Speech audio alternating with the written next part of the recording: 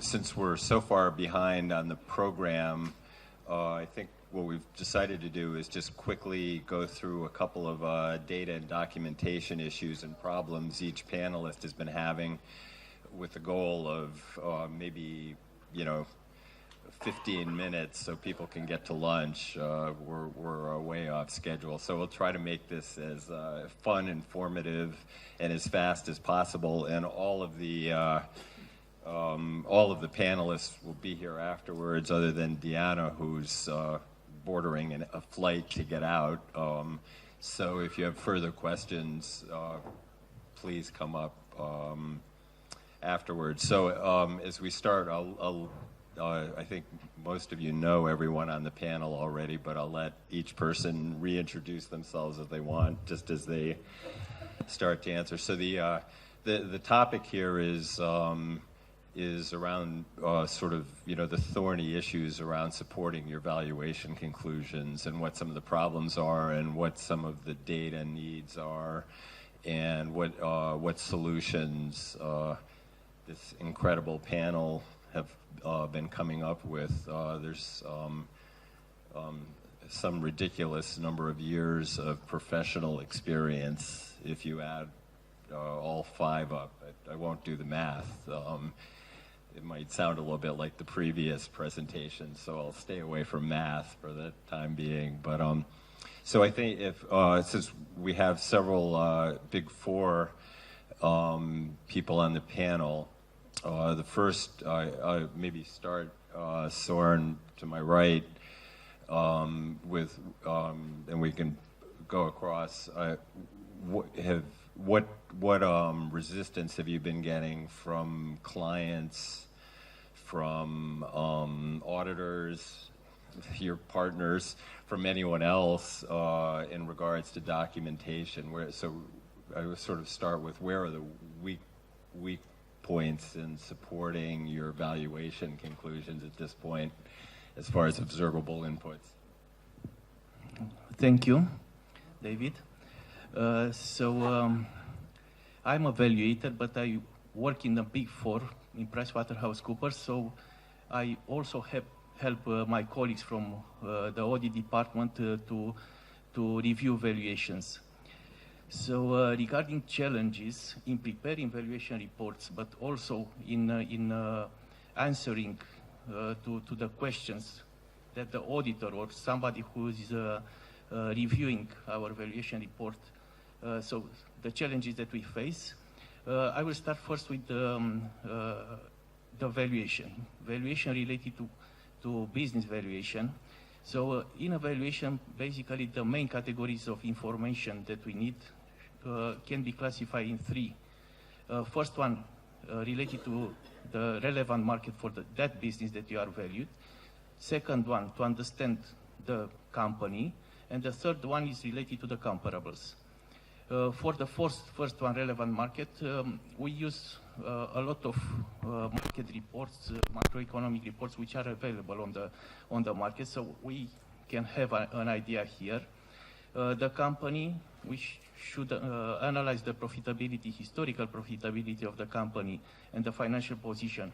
And usually, as long as we have access to the management of the company, we can cover this information.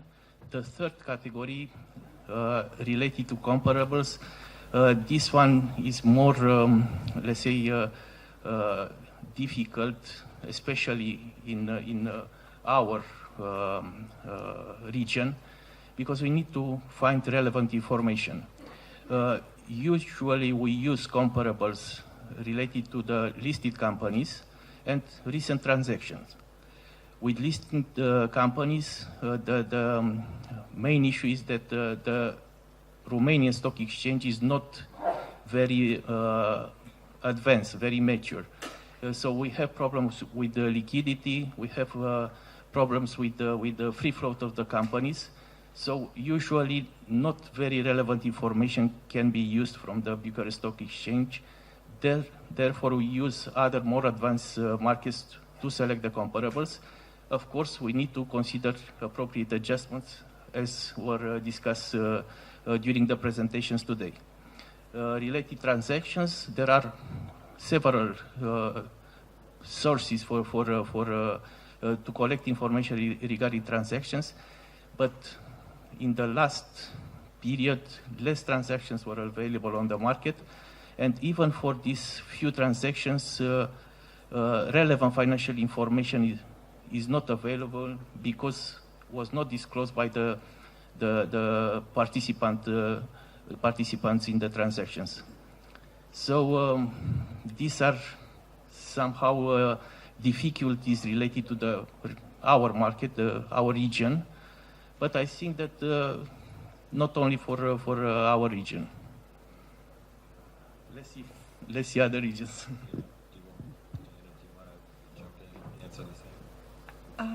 Yeah, I'll again make a reference to IVS. There is a special standard there, as you all know, about reporting.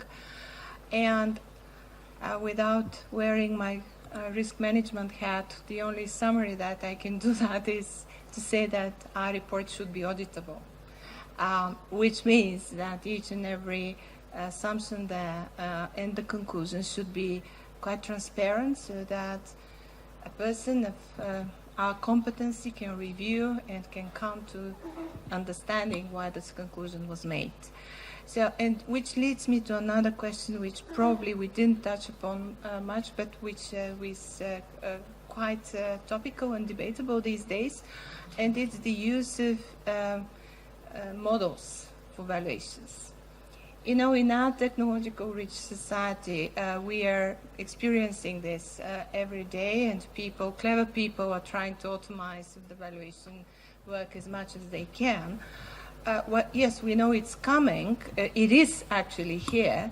So my suggestion there is when you use such software, try to understand as much as you can how it works, what inputs it uses, so that you can support. You know, don't take for granted that somebody, of course, he should have been very clever to develop this model, but don't rely that he has done the due diligence for you when it comes to the valuation model.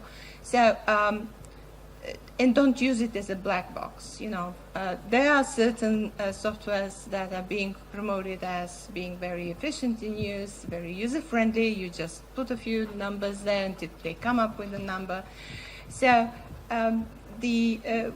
at IVSC, we decided whether we need a special standard on that, but for the time being, we say we have a standard about reporting, so just let's reinforce the message that whatever we put in our report should be auditable and should be transparent.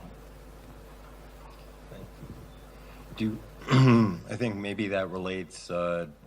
Jeff, do you want to talk about which method you use and based on what data sources and what's auditable, as Deanna said?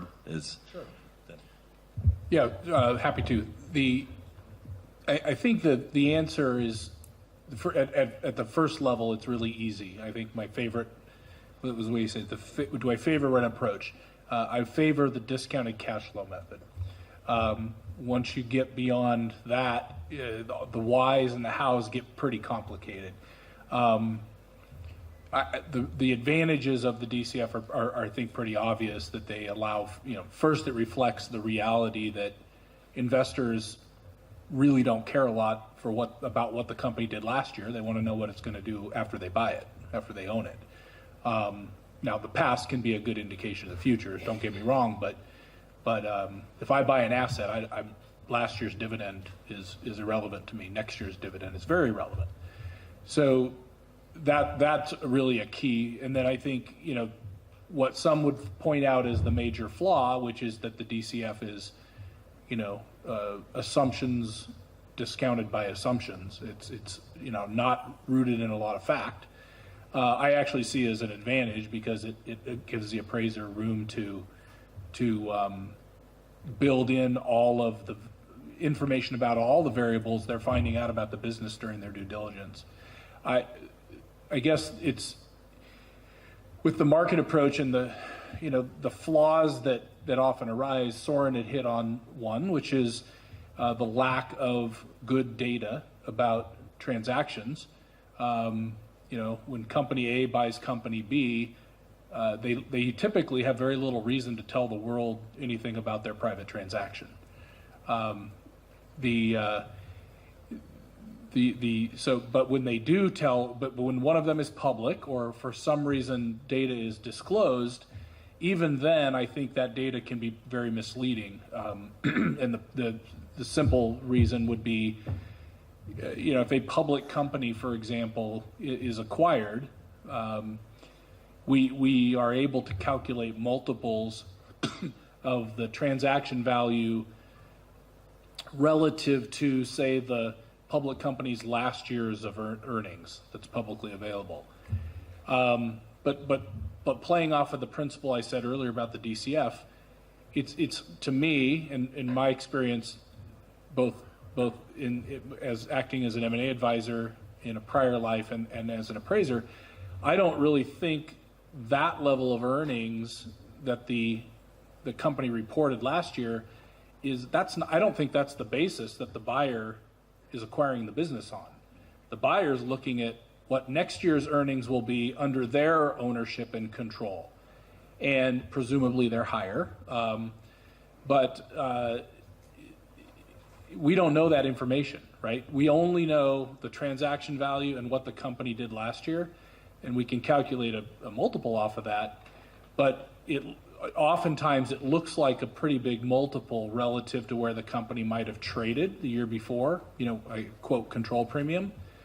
In reality, I think if we could look into the buyer's mind and see what the earnings were that they were expecting and basing their pricing decision on, I doubt it's nearly as high a multiple. I don't think buyers are so irrational as to say, I can get an adequate IRR paying 30-40% more for this company. That makes no sense. I think they're expecting a pretty similar IRR to what the stockholders were getting before, or if it's better, it's because the earnings are going to be higher, but they're not going to dilute their IRR by paying a higher price. Anyway, complicated topic.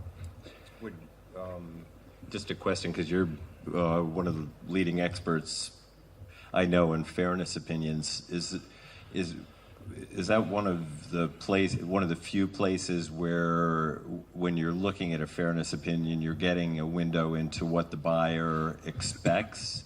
So are the estimates that are included in fairness opinions truer pictures of that version of the market approach, perhaps? Or maybe sometimes. If a fairness opinion is rendered for the seller, so I don't mean to take up too much time, but just because fairness opinions are not common outside of the U.S. at all, they're very common in the U.S. and they're fairly infrequent outside. It's an opinion to the board of a company that, in the case of a seller, that they're not selling the company for too low of a price, or in the case of a fairness opinion to the buyer, that they're not paying too high of a price. So it's based on appraisal, but it is not an appraisal opinion. It's a fairness opinion. When rendering a fairness opinion to a seller's board, it's my experience, you don't have visibility into what the buyer's thinking. You only know, you might know estimates of earnings that are not publicly available, but they would not be the buyer's estimates. They would only be the seller's estimates. Only if you were working for the buyer would you get that insight that can be so valuable as to, but even so, you would probably still base your opinion on the publicly available data or the data that's given to you by the target company.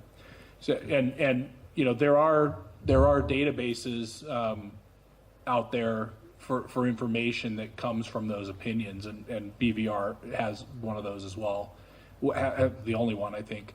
So if that becomes an interesting source of data, that information's available. Yeah, we are discovering some fairness opinions in other countries that disclose them, but they're relatively rare. You're right. So, yeah. For example, Italy.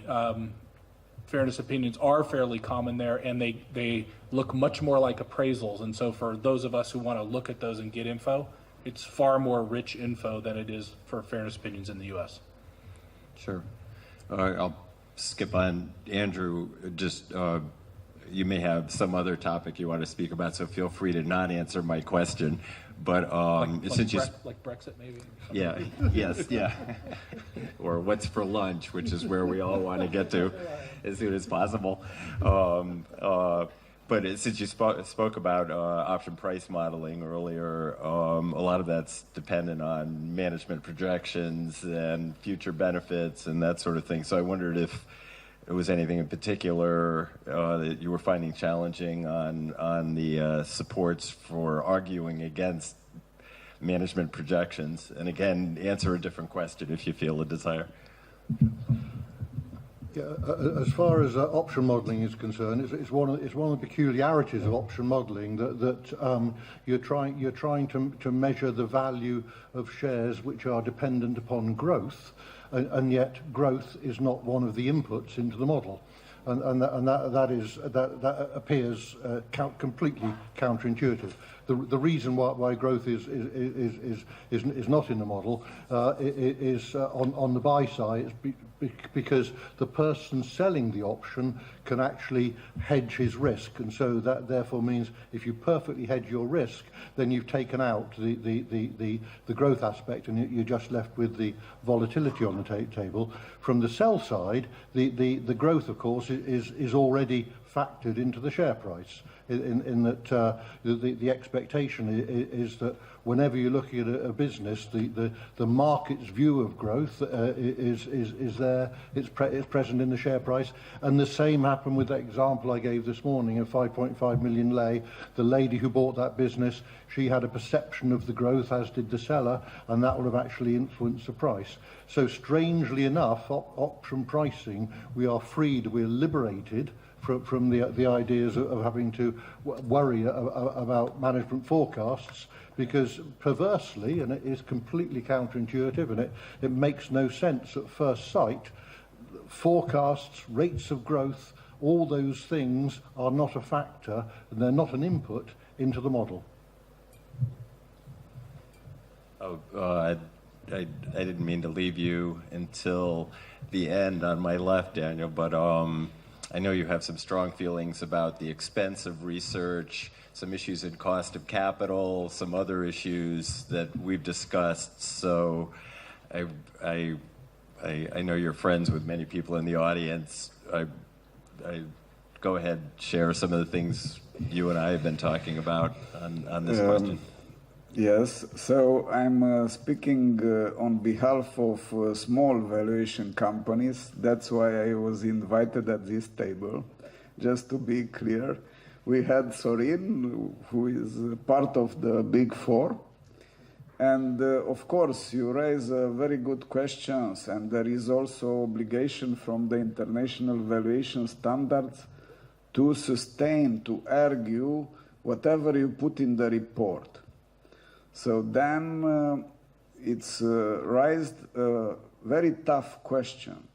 Where do we buy our data and information, and at what cost?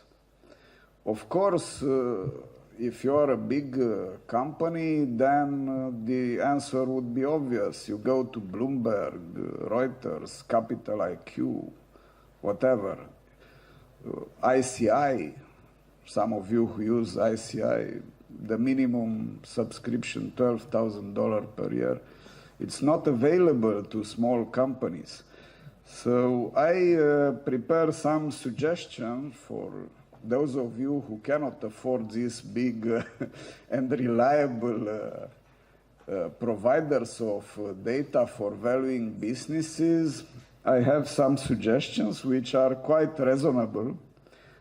Because I tested myself and I bought data and information from these providers.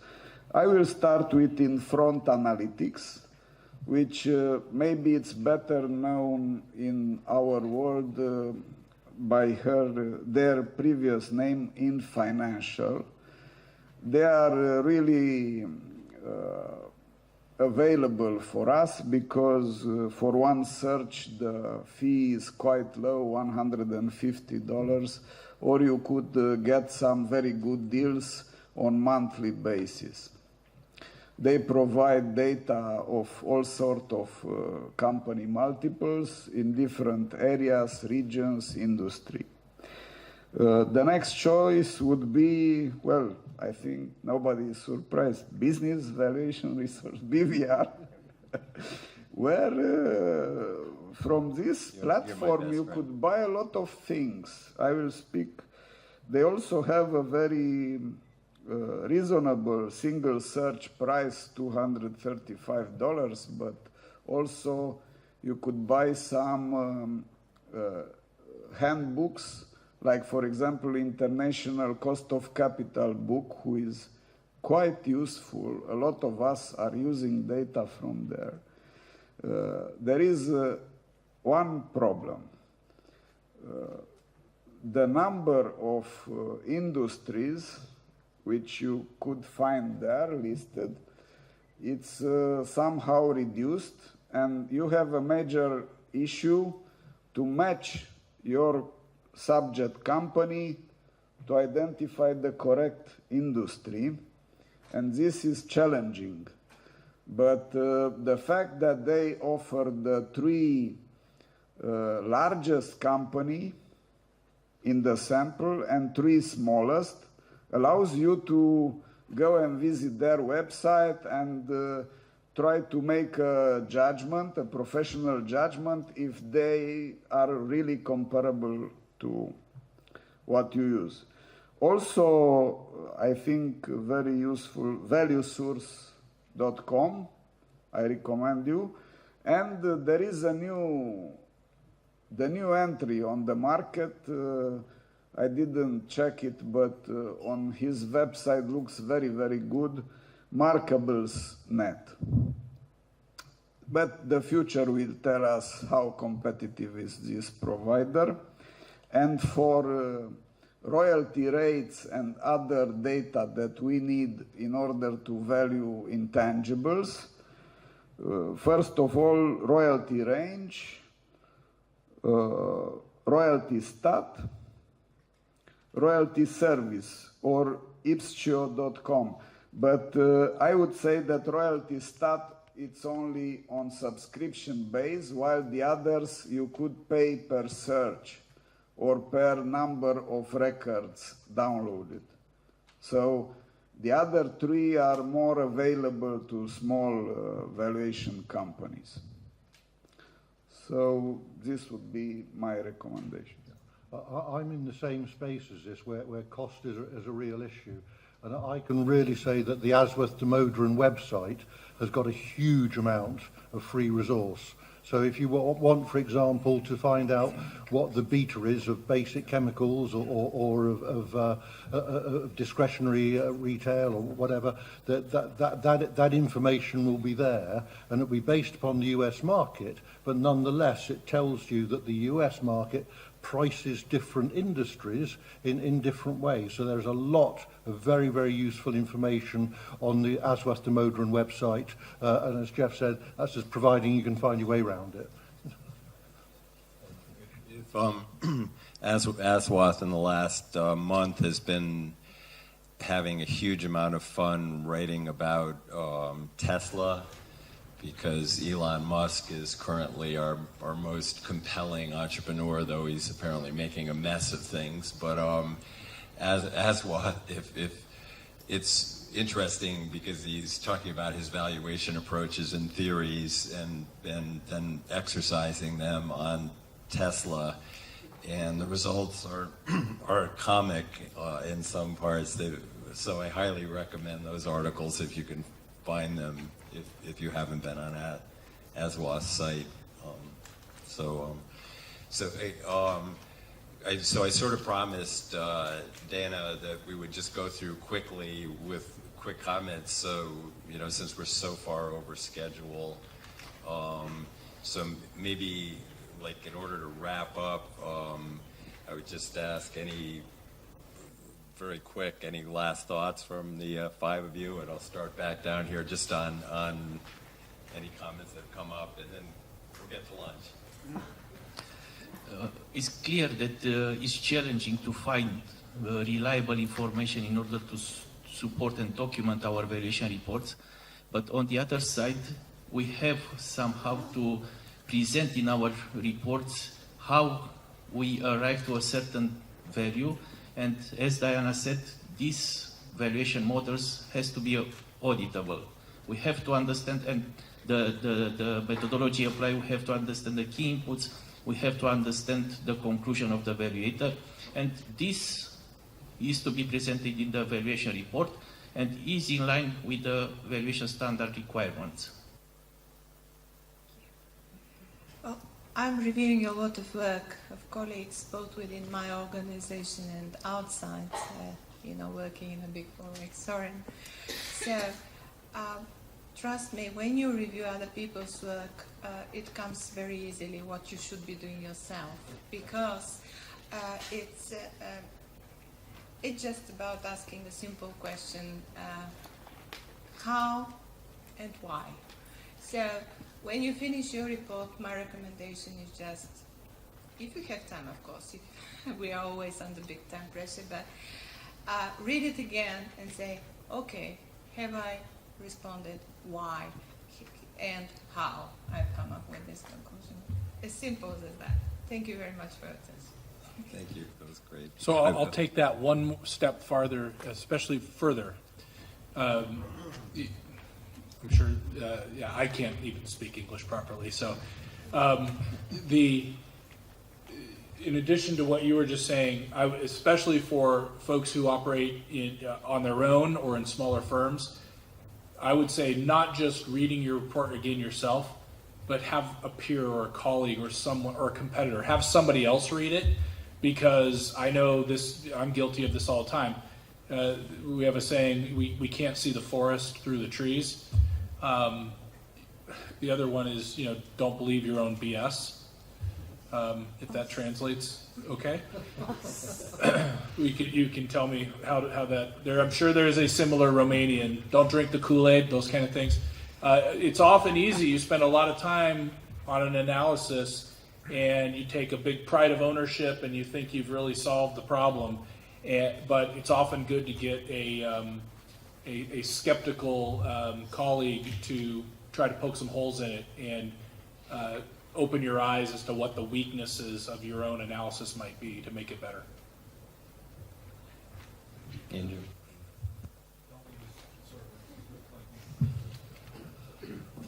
I've got nothing else to add to what Jeff has just said.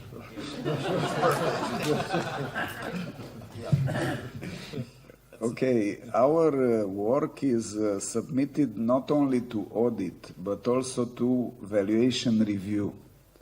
So think twice before letting the report walk away into the world. And I've seen yesterday at the VAVOC event a very good point. Ask yourself if you would be comfortable that your report could be printed in a paper. Would you be comfortable with that? And if you are, then you could give your work to the client. And not least, you have listened to some of the most experienced speaker in valuation, and they recommend another view. Why I'm repeating this?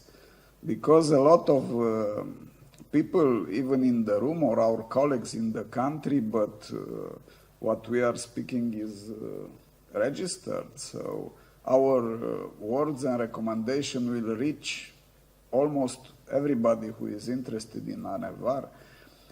They are acting like one-man show. So basically, if you are a one-man show, even if you have a company, limited liability, or you are a physical person acting like this, who will review your work before you give it to the client? And if real estate is somehow more simple, not in any cases, but you can imagine valuing a business could be much more complicated, and there is need for somebody to look over your shoulder. before the Ethics Commission or somebody else will do. Thank you. I would maybe wrap up with a couple comments on a bunch of conversations I've had.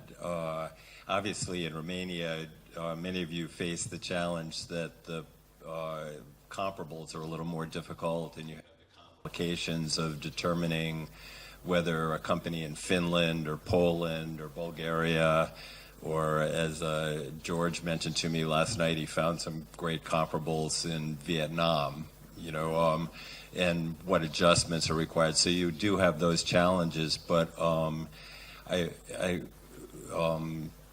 coming from an environment where the standards are so confused in the U.S., I think Anevar is in the best shape there as far as directions about expectations, because you've been long adopters of IVS, obviously, but then unlike most other organizations, you've taken the steps to go farther, and the instructions in the Anevar standards, I think, at least provide starting answers to many of these incredibly difficult judgment questions where you're really struggling to find out how to support your assumptions and provide auditable support. So I think Anevar, you're in better shape than many appraisers around the world, and listening to similar conversations elsewhere.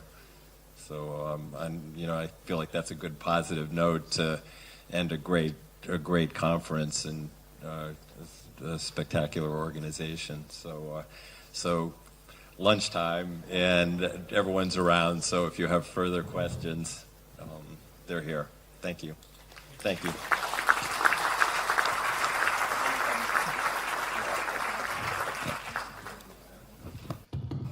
Vă mulțumesc foarte mult. I thank you a lot for being here. Vă mulțumesc foarte mult că ați rămas până la sfârșit. Vă mulțumesc că ați ales să fiți aici astăzi și vă doresc să aveți spor în toate. O zi bună!